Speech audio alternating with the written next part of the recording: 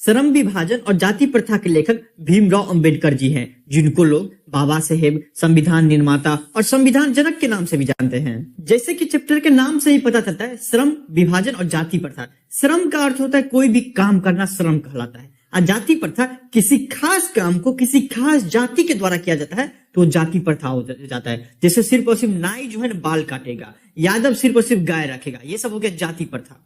लेकिन पहले हम कवि के बारे में पढ़ लेते हैं, फिर आपको यह दिया हुआ निबंध देखेंगे।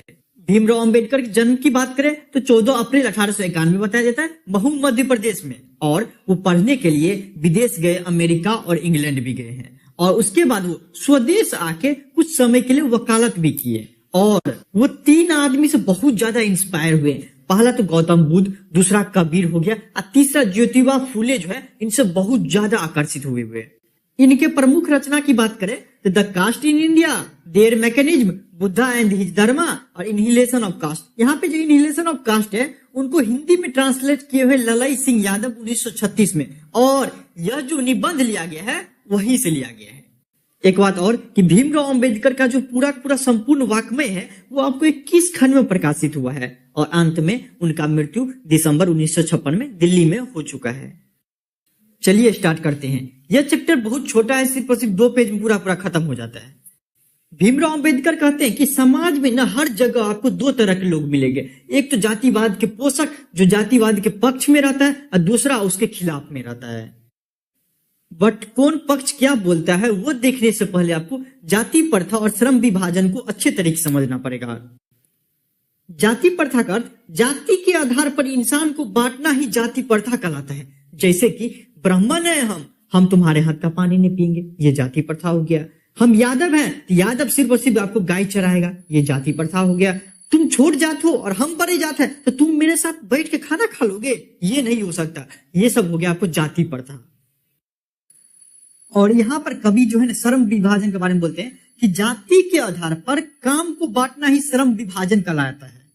जैसे कि ये एक एग्जांपल से समझते हैं कि सिर्फ और सिर्फ मान लीजिए कि ब्राह्मण ही टीचर बनेगा, ये रूल रहेगा कि ब्राह्मण ही टीचर बनेगा, तो क्या हो जाएगा, ब्राह्मण एक जाति को रिप्रेजेंट करता है अर्थात जाति प्रथा है। और सिर्फ ब्राह्मण आपको टीचर बनेगा अर्थात काम का बंटवारा कर दिया गया जाति के आधार पर, अर्थात यह हमारा श्रम विभाजन हो गया। मतलब काम का बंटवारा हो गया जाति के आधार पर, इसलिए यह श्रम विभाजन और जाति प्रथा कहलाएगा जब एक ब्राह्मण ही टीचर बनेगा तो।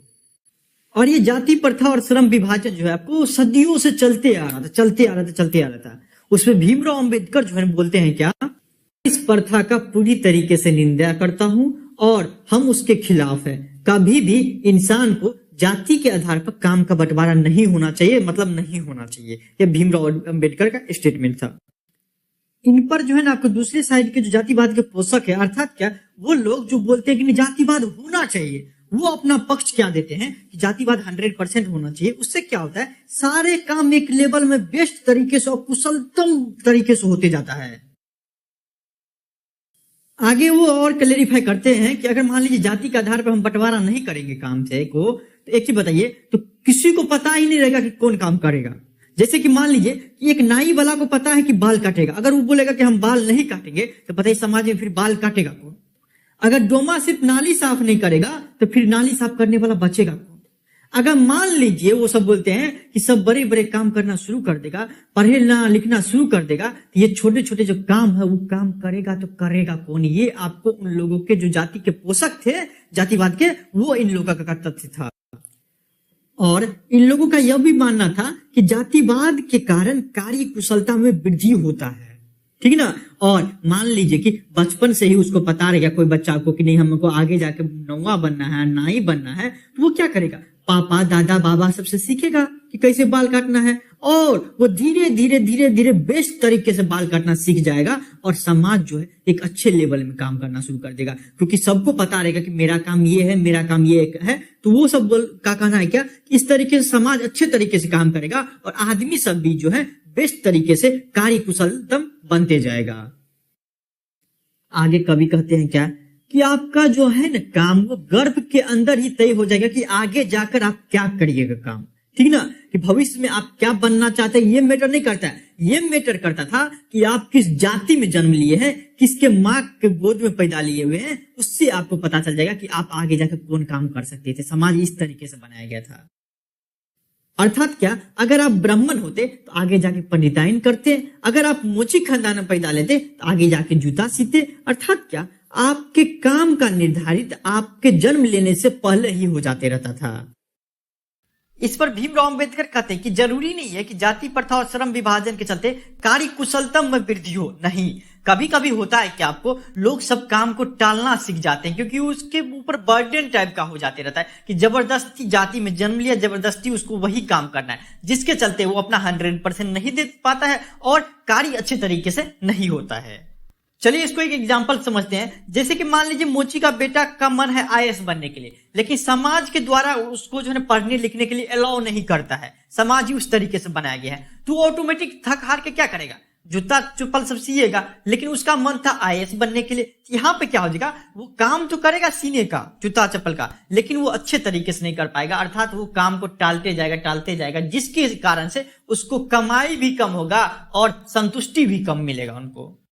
और यह बहुत बुरी चीज है, ऐसा भीमराव अंबेडकर अपना मत देते हैं। और वो एक चीज और कहते हैं कि अब आजकल का जो आधुनिक युग है उसमें जो है ना आपको तकनीक जो है परिवर्तन होते रहता है, तुरंत ये डिवाइस आ गया, तुरंत ये डिवाइस हो गया, जिसके कारण से क्या है, मनुष्य को कभी कभी अपना पेशा बदलने का जरूरत ही पड़ जाता है, 100% जरूरत पड़ जाता है, नहीं तो वो क्या होता है, भूखे मर जाते रहता है। अब पेशा बदलना वहां पे नेसेसरी हो जाता है, लेकिन आपको जाति प्रथा और श्रम विभाजन इस तरीके से बनाया गया है कि नहीं, आपको कुछ भी होगा, आप भूखे मर सकते हैं, लेकिन अपना आप काम नहीं बदलते हैं, जिस कारण से लोगों के पास भूखे मरने के अलावा दूसरा कोई चारा नहीं रहता है। आगे भीमराव अंबेडकर आर्थिक दृष्टिकोण से बताते हैं कि जाति प्रथा कितना सही है, कितना गलत है। वो बताते हैं कि जाति प्रथा आर्थिक दृष्टिकोण से भी सही नहीं है। अगर मान लीजिए किसी व्यक्ति को काम करने का मन नहीं है, लेकिन जाति के रीजन से उसको वही काम करना पड़ रहा है, तो पहला भाव तो वो अच्छे तरीके से नहीं करेगा, कार्य कुशलता में कमी आएगी, और दूसरा उसको अब अच्छे तरीके से नहीं करेगा तो पैसा भी कम मिलेगा, जिस कारण से वो ऑटोमेटिक गरीब होते जाएगा। अर्थात क्या, वो पैसा के दृष्टिकोण से भी जाति प्रथा और श्रम विभाजन को अच्छा नहीं मानते हैं। और लास्ट में कवि इस सब से हटकर जवाब देते हैं और कहते हैं क्या, कि अगर मान लीजिए कि श्रम विभाजन जाति प्रथा अच्छा नहीं है अभी, तो कोई हमसे आके पूछेगा पर्सनली कि बताइए आप उस समाज को सही नहीं मानते हैं, तो आपके हिसाब से आदर्श समाज क्या होना चाहिए। भीमराव अंबेडकर उस पर जवाब देते हैं कि मेरा आदर्श समाज जो है स्वतंत्रता, समता और भ्रातृत्व पर आधारित होगा। अर्थात क्या, भाईचारा पे आधारित रहेगा, सबको अपने काम करने का अधिकार है, सबको अपनी पेशा चुनने का अधिकार रहेगा। हम ऐसा आदर्श समाज चाहते हैं। तात्पर्य यह है कि दूध पानी के मिश्रण की तरफ भाईचारे का यही वास्तविक रूप है, और इसी का दूसरा नाम लोकतंत्र है। क्योंकि लोकतंत्र केवल शासन का एक पद्धति ही नहीं है, जबकि डेली लाइफ में हम लोग एक दूसरे का सम्मान करें और श्रद्धा के साथ रहे। और यहीं पे पूरा चैप्टर खत्म हो जाता है। धन्यवाद।